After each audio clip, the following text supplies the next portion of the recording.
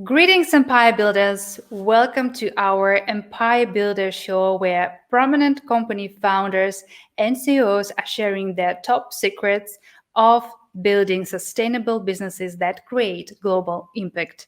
Brick by brick, in every single episode, we're going to unveil the fundamentals of building an empire. And I'm your host, Valerie Prasetyo. Maybe you heard many, many times if you want to go fast, go alone. But if you want to go far, and I would add, build something sustainable, go together. Today, we're going to dive into a very interesting topic because maybe you're questioning now where to find all these team players, all these partners, all these supporters, clients. What is the fundamentals and keys to become social magnetic? And I would like to invite in our virtual studio amazing and extraordinary special guest who brick by brick built multiple empires, Ben Chai.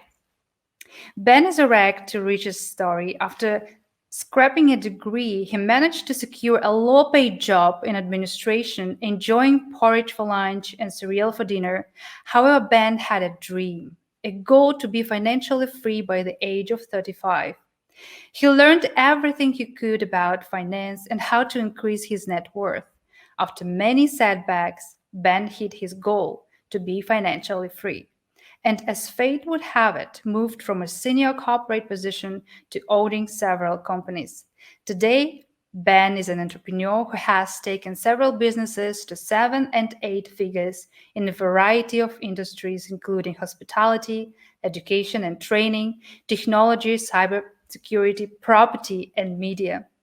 Ben is a best-selling author, TED speaker, TV and radio personality, and dancer, having performed and spoken all over the world to hundreds of thousands of people.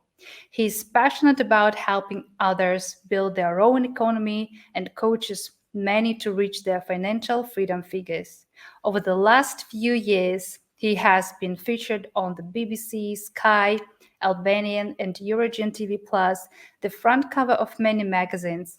You will benefit from Ben's vast experience, which includes decades of insights on the pitfalls and corrective action required to turn your dream into reality. Do watch Ben's TEDx talk, which contains foundational information for transforming your life. We will put the link on the screen.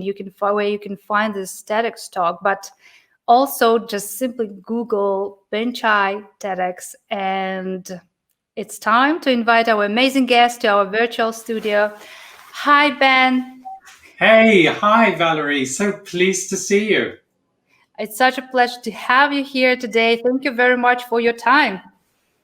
Yes, well, brilliant. Let's get to this. I'm so excited. I'm jumping up and down. Yeah, you see what an energy. So, before we jump and starting exploring this world of social magnetism, I would like to ask you a question that is, I think, very important nowadays. It's kind of fundamental, but also relates to social magnetism. You have an inspiring and amazing story from like building your empire literally from scratch. And you also mentioned that you learned like a lot about finance and I believe also about the mindset, about building the business. Nowadays, whether it's good news or bad news, we have like everybody are coaches, everybody are mentors. It's like a Google. Ask and everybody can tell you how you can build successful life, business, career, whatever it is. But the truth is, how to find, do you have any kind of criteria, how to find this real mentor, this coach who can help you to be where you want to be and not destroy your life? Because we have some experiences. I think it's very, very difficult to find genuine people who've actually done stuff, especially with social media today, because social media can hide that person. So, for example, where if someone says they're a coach and you search on the internet for them, you'll see lots and lots of nice things about them, but they could have written it themselves, or they may have websites that they own. So you think you're going to a site that's going to give you real information, but it's just telling you more about them. So I think that's very, very difficult.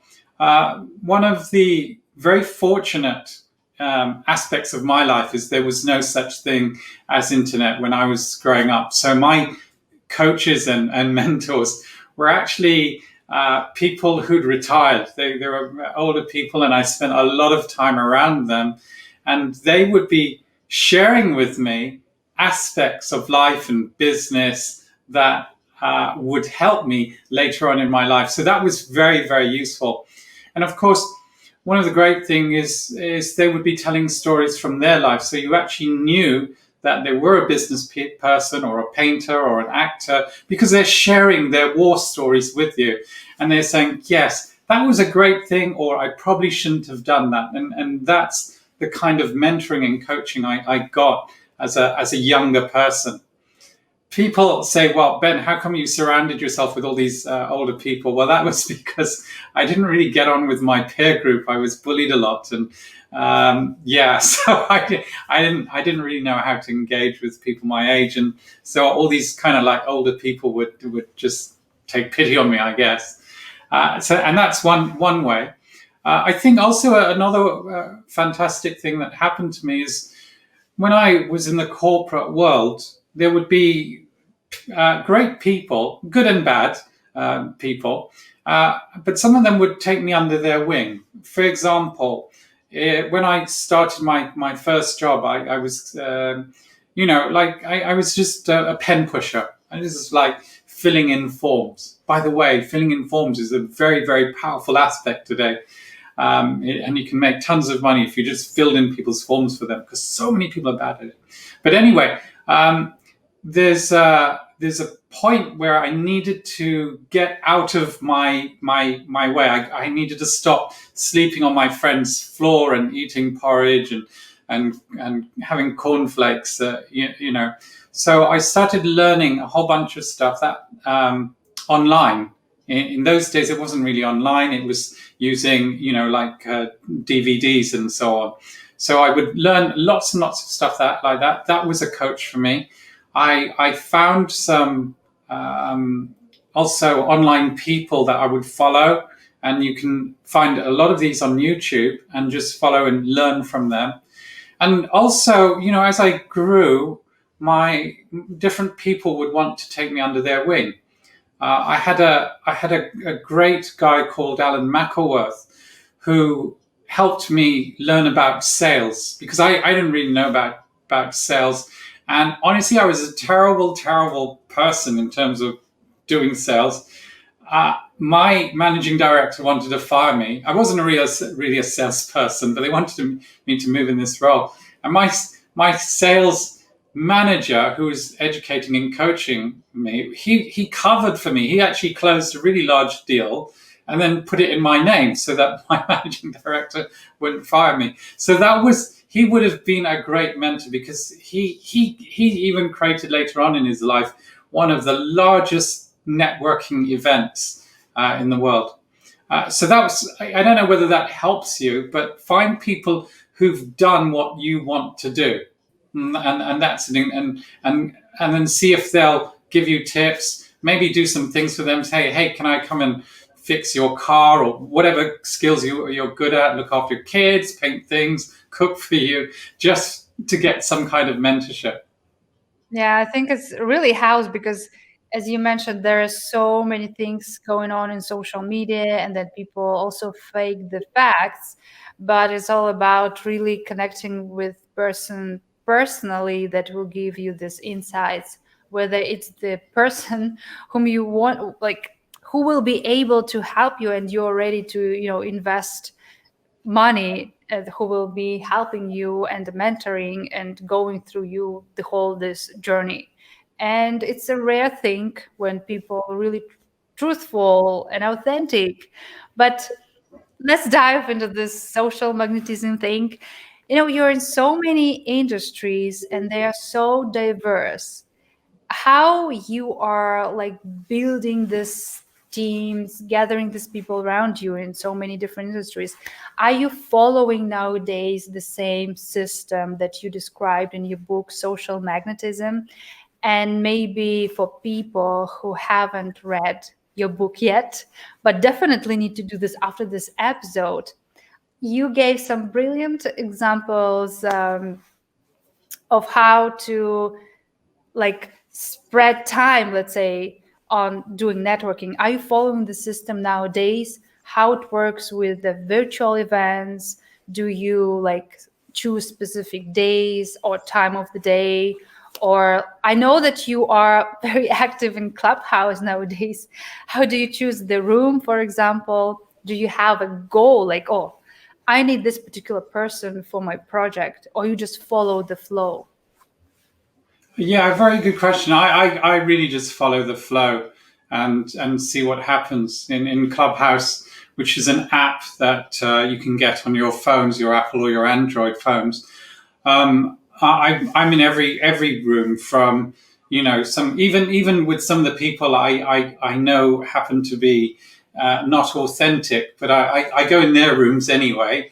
I go into rooms where I don't understand the language. For example, there's a Islamic room. Really? I don't understand what's going on. I've been in Polska's Got Talent, and now I'm friends with all those guys, so that's really great. And so that's my kind of networking. Even before Clubhouse, I'd meet people in the street. So there was a guy who was a month ago who was filling up this van, and I just said, "Hey, would you like me to help you because you've been there for a while?" And it turned out that he was the owner of the restaurant I was just waiting for my food for. And by owner of the restaurant, he actually owned the whole building. The whole building is in one of the most expensive areas of London. And because I offered to help him, we got on and he said, "Hey, listen, I'd like to buy you a drink. I'd like to have a little, understand a little bit more about you." So that's how I built a relationship there. And another relationship, which has turned out to be amazing, was I was in a restaurant and I was just sitting with a friend. He's an airline pilot. And this guy kept looking at us. He's like, "Oh." So I invited him over and we got on well together. Anyway, several months later, I found out he was a sheikh who lived in Dubai. Uh, and for some reason, something happened to him, and so I helped him out. Suddenly became his best friend, and he wanted to build a place for me in Dubai, with it, one next to his mum and one for him. So these are just like simple ways of connecting with people, but I don't know who they are. I really don't. Whether it was this guy who was a delivery guy, whether there's this random guy in the restaurant, one of the events that was filled with people, where I'm sharing how to uh, convert your dream into reality. 50% of those people I'd actually randomly met on the street or in hotels. Or these are hotels. By hotels, I mean just in the reception, or they saw them doing something, or at the bar, who were at that event. So you just don't know who you're going to meet. This is Ben, and I can confirm. I remember we were working in Dubai, and we met two men, like just on the street. I don't know, they were looking for a job or something, and you started like conversation naturally. At the end, they were just like so grateful for just that you were talking with them, that you made their day and brought this inspiration and encouragement. I don't know, is it like something natural that you have, or is it like social magnetism is a skill that you are working on, and or maybe there are some tools that you can recommend? Because of course there are people who have this natural, they are extroverts, it's like in their nature to connect with people, with strangers. But a lot of people, successful people I know, they're actually introverts, and they prefer their own company, actually, even if they are on the big stages. What about you? What kind of tools you can recommend to our viewers? I would say I'm like all these other people. I am an introvert, and lockdown, I just love lockdown because I have been on my own.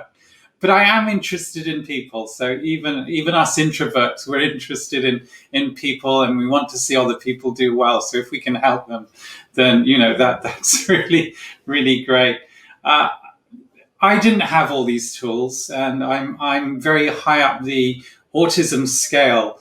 So because of that kind of challenge I have, and also because of my when I was growing up, I was bullied a lot, and I didn't really want to go to school. Because like every day was going to be a day where I was going to be hiding, ducking, diving, just trying not to get into some kind of battle or drama. And because of the family that I was in, they really didn't understand this concept of bullying and what to do about it. In those days, if that happened to you, you were just supposed to take it on the chin and accept that that's what happened to you. So I didn't have any of these skills. I had to learn it over time. So honestly, in my in the app, the Clubhouse app, in my profile, it even says in there, "Hey, if I accidentally upset you or have been insensitive to you, it's not personal, and I still love you. It's actually because sometimes I don't get the nuances." And so also reading between the lines. If people are, I love New York where they're blunt to you. Like there was a guy in New York who said, "Ben, I don't like you." I just met him. I was working there. And I said, "Well, I don't really appreciate you much as well, but we've got to work together." And I was able to do something about it, so that by the end of the week, he was inviting me to his home and saying, "I made a mistake about you." But that way, when people are blunt to me, I can do things. So social magnetism was something I actually had to learn. I really learn. And I think one of the great things about myself is because people have seen that I've been through things. So if you have been bullied a lot, if you have had depressive moments, or you've had people not liking you and you've been, very shy and so on, people will see that about you, and it'll help increase your authenticity so that they will actually want to connect with you. People are always saying, I think, or trying to be like other people.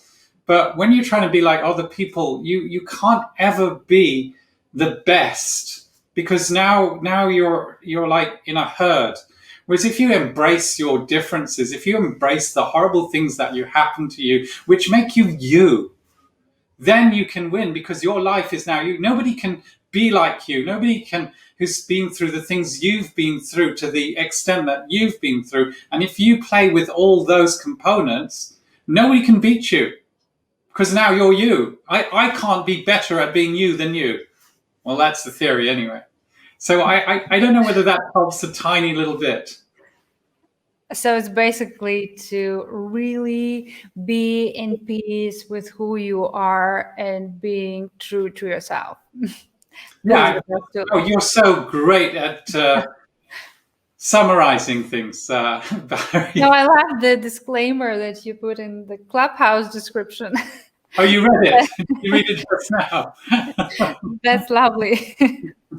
And by the way, about lovely tips that you are really great at, also from your book, because you are mentioning a lot about how to start naturally conversations with strangers, especially if you go to live events. In the past, nowadays it's virtual events, but no matter what kind of events, just to make maximum from that and expand your network. You also mentioned some tips, like if you feel you don't want to continue conversation with some people, that you like kind of save your time and move further, right? Yeah. And I remember one of the tips was like, introduce this person to somebody else, and during the conversation, just leave the circle. How This does is it work? Valerie. She's an amazing podcaster. Guys, you need to connect with her. She'll help you, your brand grow and grow and grow.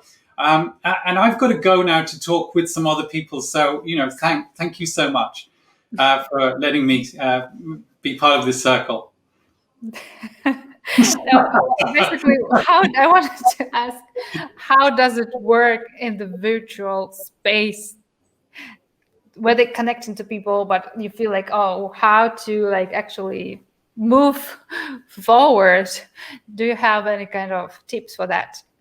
Yes, so I'm going to talk about the app where you're in different rooms because Clubhouse is essentially a very big networking place, and quite often people are inviting me to their stages. Now, I'm very picky about whose stages I'm on. By the way, I've got a bit of echo, I think, maybe coming on the broadcast, Valerie. So I'm very, very picky about whose stages I'm on. I could have probably have 10, 20,000 followers, but I don't actually appreciate some of the stages with some of those people. So I've stayed off of it, although I'm in the audience listening to them. Because I'm in different rooms and some people I'm on their stages, but I'm finding it very boring. I'll just say something. Hey guys, I'm bouncing to different rooms today, so it's been nice chatting with you, and hope you guys do really well in your whatever it is they're doing. It might be mental health, it might be Bitcoin, it might be acting and voiceover. It might be in, any subject. Just choose it. Photography, how to build your own kettles, how to make envelopes. I don't know what the club's about, but I might just say, hey, that was some great tips there. Thank you, guys. I need to go to a different room now. This is, important skill, how to make envelopes. Just subscribe for this workshop that is going to be in a few days with Benta. Amazing. Just once again, just tell your truth and don't waste time. Yeah, exactly. With the larger rooms, you can just leave. Yeah. So I don't even say anything. I just vanish. Well, it's easy. Yeah. Indeed. But when it's 4 or 5 people and you're on the stage, then sometimes I'll have to say something. Or with some of the apps, you can, if you do leave, you can just send them a message and say, "Hey, I had to go. Thank you for your time." You don't need to give a reason, right? Just say, "Hey, I had to go. Thank you for chatting with me." Nice. So I hope people are taking actual notes, because besides this, there are so many things that you can learn. And while you are grabbing your pens, your notebooks, whatever it is, I would like to invite Ben to our very truthful, authentic part of the show that is calls, that normally it calls the unspoken truth of queen, but today we have the unspoken truth of a king, where I use SWOT analysis, not just analyze the businesses, but actually analyze the personalities. Because one thing is great to learn the tools, to develop the skills, but I think it's also important to know what kind of traits you have to develop, and in what direction you need to grow, like personally grow, in order to build the character of empire builder. Like basically, what makes empire builder? What makes such a great and amazing band this amazing band? And I would like to ask you to join this part and share maybe 1 or 2 things from each category, basically your strengths. And if it's not something natural, like you mentioned, social magnetism is something you developed, what kind of tools helped you to develop the strengths? The same with the weaknesses, how you were able to overcome them. Maybe there was some kind of opportunity in your life that helped you to shape your personality and your character, as well as some like threats, basically external factors that you were able to overcome, that helped you to shape this character and build your multiple businesses. It could be some cultural issues, can be haters, can be whatever it is, some external factors, not something that is inside of you. Are you ready? Right. Okay. Maybe we start So, from strengths. sorry. Maybe we start from the strengths. The strengths. So, what are my strengths? I'm very good at improving in a situation. So, if you put me in a situation that is challenging, I'll be able to see a solution, like three or four or five solutions, and then as a group we can explore those solutions that are beyond the normal solutions. So if, for example, let's take these envelopes. People say, "Well, how can I get these envelopes to a friend?" People say, "Well, just put a stamp on it, put an address, and send it to them." Now, but what if the post offices are not working? That doesn't work, right? Because like nobody's there to deliver it. So then people would say, "Okay, the post, but I need to get these letters to them. What can we do?" Right? So then the standard answers would be, okay, how about scanning it into one of the social media apps and sending it to those social media apps? And but what happens if you've got no internet? Now what? Yeah, no communication. So that's how people have engaged with me, and as a result of that, I've been adopted in other people's businesses. Certainly, when I was in the tech world, I was invited to be a director on a whole bunch of different businesses because of the value that I was adding to the community. One of the biggest lessons I learned from I think it was some speaker somewhere. It was on online. Was that if you are truly adding value and the people around you don't see it, don't worry, somebody else will see it and employ That's you true. for it. And I used to get headhunted several times a year. So people will see what you're doing as long as you understand your craft. Yeah. And they will be watching you, the people who really understand business, not necessarily your social media. Yeah. Yeah. Right. So that's what they saw in me anyway. The ability to think and people to engage with me because I'm really looking at the person. So from stage, people know that I'm looking at them, I'm interested in them. Yeah, this is important thing, really being interested in people, because very often it's all about the speaker. It's all about him or herself, and it's not about building these authentic relationships. That is a part of social magnetism. So, what about the weaknesses? Oh, I've got so many weaknesses. Where do we Come start? on, My geography, terrible. name just Hate, two. hate trying to book my own holidays. I've got to sort out flights and hotels or wherever to stay. It does my head in. If somebody else does it for me, I'm so happy about it. So that that's a few of mine. Sometimes I need somebody who is a bit more diplomatic than myself because I can be very I can be Direct. very direct and blunt. So in one of the teams, there's a guy called Miles who used to work with me in publishing. And he's just great because everyone loves him. So I just say to Miles, I need to say this to the team. Would you do it You can for? translate it in Yeah, a nice way. exactly. Exactly. A bit like the way you also summarized very succinctly some of the things that I shared in this talk. So these are some of my weaknesses in the world, if you like. Also, I'm not very emotional. My one of my mentors, my daughter, she's teaching me to be a bit more, kind of access my emotions. So that, which is, I don't really like it. Sometimes I'm suddenly in tears and I'm thinking, oh my goodness, this is not But that's what I'm great. used to. I'm You're feeling a human very being. uncomfortable now. But you're a Yeah. human being, so it's like amazing, because everything is starting to be like artificial intelligence, all this virtual space, and there are still people who have emotions and they are able to transfer them to this world. This is a beautiful thing. Yeah, but it's not easy for me. This is one of my personal weaknesses.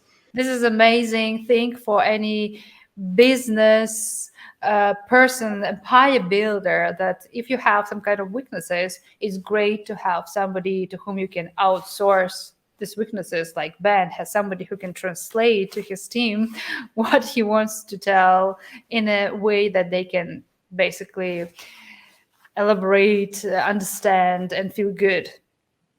Yeah, I think that's very, very important. A lot of my weaknesses are I either I learn the skill or I outsource it. Now, I'll only learn the skill if I'm passionate about that, you know, learning that skill, or else it's like, oh, I better outsource it to somebody else. And I think people who are trying to learn and protect all their weaknesses, I don't think that's a good thing, because if you learn administration, finance, sales, marketing, branding, networking, and planning and project management, I think you're not going to have a very happy life. Uh, well, yeah, one of my friends who had a really wonderful tech business, he literally did everything. I said, look, why don't you allow XYZ to do the procurement? And he said, but I buy in bulk much better than he does. And I'm saying, but look at you, you can't even leave the office till 11, 12 o'clock at night. Anyway, it took me several years for him to let go of all those things. And sure, the guys weren't as good as he was, but now he's really free. He gets an income. Some other guy runs his business, who's an amazing guy, but he's free now, and he thinks, oh, after a while, he got very bored and set up some more businesses. That's another story. So when even though when you're building your team, people may not be as good as you, you've got to let them grow. It's so important. And sometimes I can give them the answers, but that's not going to help them. Got to help them learn to think for themselves. Yeah, that's so important, because sometimes you feel just like you're squeezed on your working place and you cannot move. And that's what make most of the people probably unhappy about their jobs. There's a wonderful story in Richard Branson's biography. I can't remember the exact details, but one of his employees lost him roughly £1 million, which is, I don't know, at the time was roughly $2 million. And Branson called him into the office, and the story goes that he was just expecting Branson to fire him, and Branson just looked under his desk, pulled out of his drawer, and he thought, okay, he's going to give me my papers. And he took out a water pistol and started spraying water all over him. And then he said, okay, now get back to work. Yeah, later on, when the employee went and spoke to Branson, he said, look, why I don't understand why you didn't fire me. I really screwed up. And Branson's message to him was, I spent £1 million teaching you an important lesson, right? Why do I want to lose that lesson from my company now, right? So now that you've got that lesson, I can let you do this part of the job, because I know it's never going to happen again. And the guy turned out to be one of the most loyal employees. Isn't that a lovely story? I think I'd be very angry for a little while. Well, that's an amazing example, and we definitely need more leaders like that, and maybe some of our viewers are such people who are going to build their empires in this way, giving employees opportunity to make mistakes, even if these mistakes are so expensive. Yeah, or maybe it wasn't. It was, as Branson said, I've just spent this amount of money for you to learn how one way not to do it. Because I think the employee was very sincere about what they were trying to do. It just didn't work out. Well, anyway, about the opportunities. So, what about your opportunities in life that you maybe created by yourself? Maybe you got, maybe there was a story behind that basically helped you to shape this personality of person who has ambitions to build and amazing projects and businesses that you Mm. are doing and you've done. So I never had any ambition to be an entrepreneur, Valerie. I actually would have been happy in the corporate world. I made some good money for what I was doing for my skill set. I was never as high as any of my friends because I just about scraped a degree and so on. But I was happy. If it hadn't been for my director who changed, I was a senior manager at Kodak. My director changed to somebody who wanted to be the CEO at the expense of all the other directors. And I didn't want to get involved in his drama. So eventually, we had this concept called constructive dismissal, where they tried to get rid of me. If it hadn't been for that incident, I would not have been now on the entrepreneurial world and running my own businesses. I'd probably be somewhere high up in Microsoft or Google or somewhere like that. So it was never an ambition of mine. As a result of that happening to me, I moved into tech and educating people in using technology to a very, very high level. And people saw me not just educating people, but actually using the tech and actually setting up systems which were helping companies become more and more profitable. So remember what I said about seeing people. So various people saw me. I was invited to be a director for an education and training company, one of the early cloud companies. I was invited to be a director there, and one of the tech companies. So these weren't my own businesses. I had a few, but I didn't know sales. I didn't know marketing at the time. So they did okay, but that's it. That's all they did. They kind of made me a few pennies, but nothing much. So because people saw not just my skill set, but the way I engaged with them, right? We didn't have lots of fights. If you're constantly arguing and fighting with someone in your business, it's kind of not really cool. Or if you're doing things behind the backs of other directors, also not cool. Yeah. If you want to go off and do something, just be straightforward with the directors. And if they like you enough, then they'll find a place for you. If not, then you'll part, but you'll be happy. And later on, they'll support you in your other endeavors. So that's how I was now parts of these teams and helping those businesses grow. The property team, which I set up, I'd actually known some of the people for a long time when I invited them to be part of that. Same with my subsequent media business. I knew the people and had worked with them, so I knew their work ethic, and we also have similar values in life. They're really interested in helping the underdog to have their own economy and to do well in life, and that works really well. So we're all very different, but our value systems are very similar. Yeah. But I think it's also important because sometimes you got this opportunity and chance, and some people like feeling scared and they have a fear to move. And sometimes this is what you actually need to do, just do the first step. And also in your case, you are very pretty much clear what are the skills that you are really good at, and having this confidence and being willing to use these skills to help people is basically also a key how you can start growing, and also can be a really strong foundation for building something bigger in the future. So the last part is basically threats. It's what kind of external factors. You mentioned a couple of times bullying, I believe, but maybe there's something else you can tell. How did you overcome it? And like people were bullying you, but now look at you, right? You are expert. One of the expertise is social magnetism, right?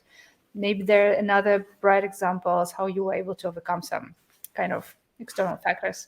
Yeah, I think in terms of the bullying thing, also you learn which fights to fight and which ones to just walk away from. So there's another TED talk, which I haven't had time to really share with people, called Cowardice and Courage, where sometimes you need to run away from the fight. It's not worth your time or energy, and it doesn't matter if people think you're a coward or not. It's just not worth it. Other times, so there's a fight that I'm fighting at the moment.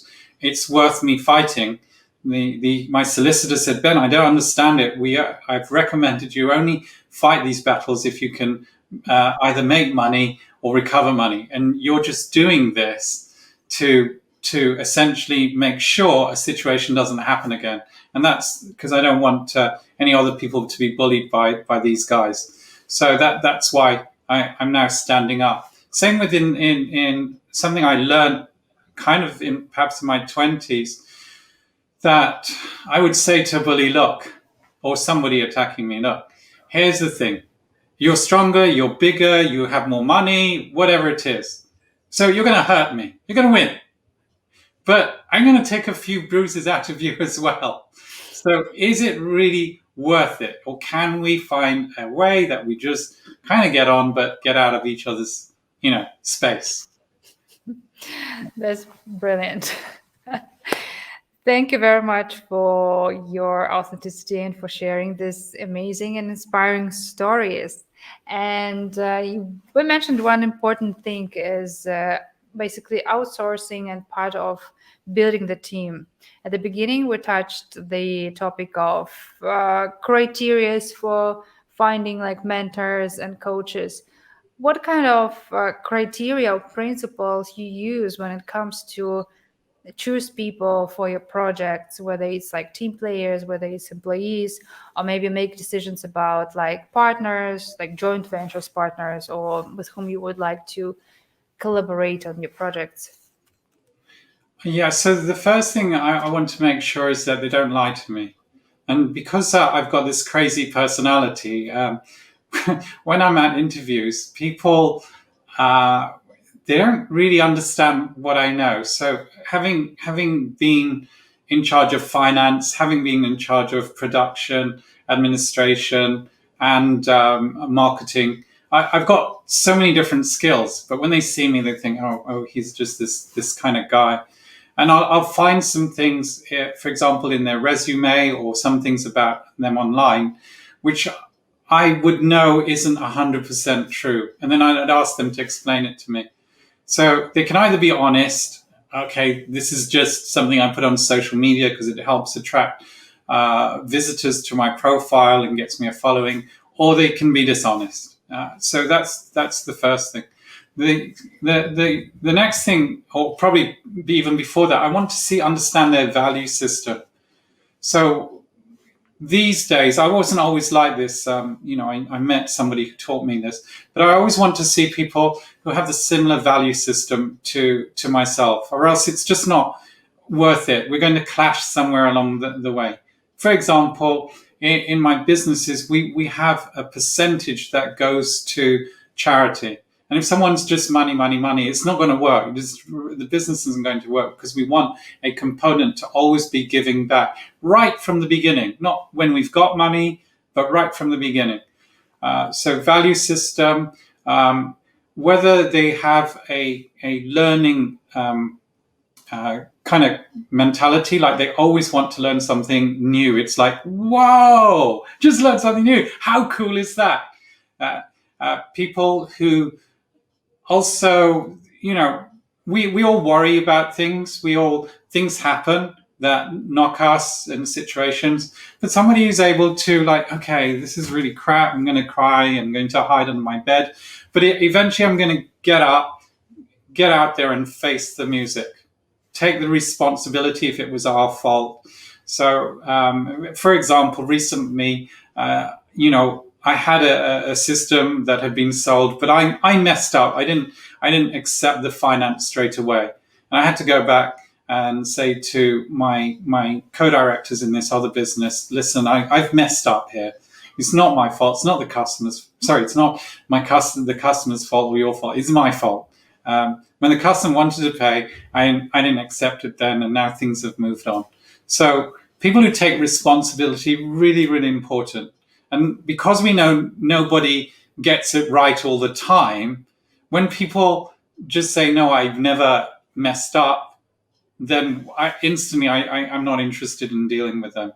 Or if they give me, when we ask the question, where have you messed up, if they give you some superficial thing that didn't impact many people, again, I'm not interested, because that means they're either lying to me, or they're not living life.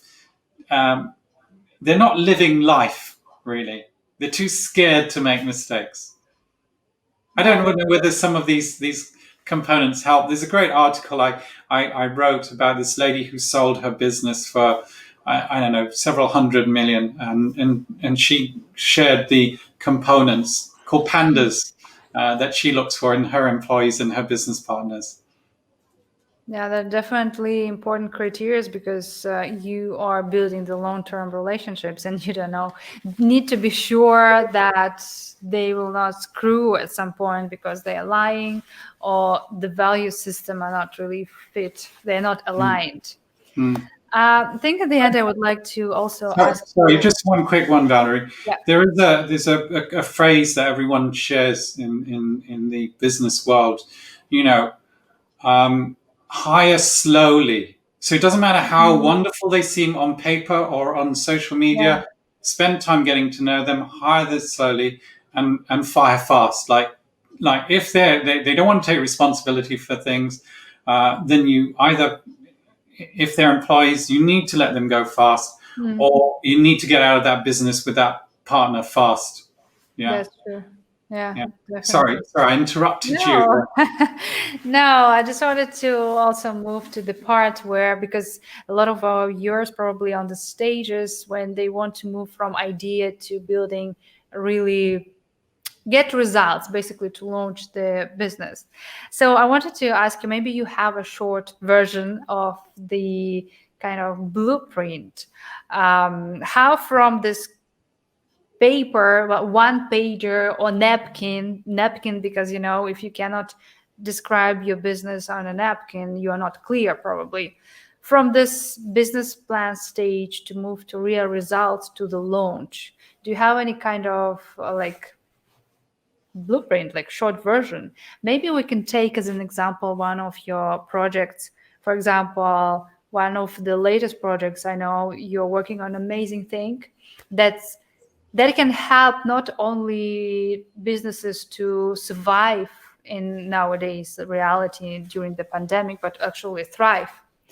Maybe you can take as an example like how like the idea were born and how it came to the launch phase, because it's also connects with people, with the actions, basically, not just talking. Sure. So yeah, I do have blueprints for this. In fact, I gave a talk for this for an organization which is on YouTube, and it starts off with, why do you want to run a business? Why not just give the idea to somebody else, and let them run with it, and perhaps work with that person. So why I want to know, what is it in your life that you want? So if you want to be in business your entire life and not have holidays, not have families and so on, I get that. But I need, again, people to be honest. So we ask this why. Then I look at finances. So your personal finance, the finances to sustain a business. And we calculate all of that. Then we look at, in order to create that amount, what amount of sales will we have? So that would be our first point, the number of sales that we need for survival, the number of sales we need for abundance, and the number of sales we need for not just abundance, but abundance and totally giving back to society. So those are the three main points. We'll look at all the areas where you will self-sabotage yourself. There's a number of tests that will help that, which I share with people. So there's something called the Clifton Strengths. That's great for when you're working in teams. There's the Myers-Briggs, there's the Big Six, there's the Enneagram, lots of these tests that you can do. There's DISC, the DISC system. And I'll get you to do 3 or 4 of them and correlate the answers. Now I know your strengths and weaknesses, and if you're in a team, we would do that with everybody in the team. And then you can find out how the team dynamic will work together and what you can do to make that business grow. So once we've got some of those components, we'll then look at, okay, here's the figure you've got to hit. So what is your go-to market areas? So we know that we've got social media, online through just advertising in Google. We know that we've got direct sales. We know that we've got telesales. We know that we've got advertising on radio and so on. So we'll look at all those and we'll look at where your target markets, the majority of those target markets, are hanging out to achieve those, if you like, that sale, that revenue. Then we'll move on from that to okay, what do you need to do every day in these different components to help you hit that target? Are there 3 of them that we can use so that if one of them misses the target, the other 2 revenue from them, or one of the others will do sufficiently well to work with the others? So that's kind of the rough overall, and then we'll write a day-to-day blueprint of what you need to do every day to hit those targets. Now, somewhere along the way, and I'm always saying this to businesses, that what you start up to do isn't necessarily what you'll be doing. So if your business is, say, for digital marketing, it might be that as you grow and grow your business, you might find that everybody loves you for LinkedIn, and that you then eventually ditch the rest and just focusing on being a LinkedIn service company. So you've got like training on being great at LinkedIn, coaching on being great at LinkedIn, books on LinkedIn, and have a whole suite of products for that. So whatever we start out is, we don't know our journey, because somewhere along the line we may get a large contract which will show off where our real skills and services are. I don't know whether that encapsulates everything. It takes me like 6-7 months to implement everything. I said to a guy I was working with, because he'd spent like several months writing the business plan, and I said, okay, now write the action plan. What you're doing every year, every month, every week, every day, every hour. And I said, that's probably going to take you like 3 or 4 months, which it did do, just to think everything through. That's brilliant, because definitely business plan is one thing, but what I also really believe in action plans that actually bring the results. So thank you very much, Ben, for sharing. I think this is one of the episodes where people got so much value and so many different insights. And I believe a lot of people would love to connect with you, whether they want to learn from you or maybe also be part of any kind of your project. So how can they find you? What is the best platform? Is it LinkedIn? Is it Facebook? We will put the link. Sure. So at the moment, probably the best place to find me is on LinkedIn or Instagram, but any of the social media, you'll find me, because I'm on all of them. If you just put my name in on the internet search, you'll see all of them. They're the top. I'm in the top 2 pages of searches, so you'll find me. That's true. That's true. Thank you very much for being here today, sharing your wisdom, your knowledge. And at the end, we have a tradition in the show to set an intention for the upcoming week. So I would like to invite all our viewers to think about one thing. Maybe it's one small goal, maybe kind of intention that you want to make come true, basically action plan. What do you want? What do you need in your business? Maybe also in private life. So think about that. And while you're thinking, I would like to invite Ben to transform from basically empire builder to a fortune teller. You see on screen 10 cards, and please choose any of them, any number from 1 to 10. Oh, okay. So I already know my number, but do you know my number? I don't know your number. Guess my number. Come on. 6. You were so close. 7. It was that. 7. Okay. Then let's see what the card number 7 is hiding. So, all that glitters is not gold. The truth lays deep inside, and sometimes you need to peel several layers to reach it. To build a trustful relationship, start with yourself. Authentic empire builders attract authentic people. So, as we talked a lot about authenticity, a lot about staying true to yourself, I think this message is absolutely great and fit to our conversation. Thank you very much, Ben, for being part of this episode, being part of the show. Thank you, Valerie, and may all your audience be incredibly blessed. I do actually have that blueprint I mentioned in just slide format. So if people want a copy of those slides, then I'm very happy to send them a copy of it. Yeah, so connect with Ben if you want to get this amazing gift, I would say, in order to really speed up the process of building your empire. I hope you enjoyed this episode and get some inspiration and knowledge that can bring you one move closer in building your empire.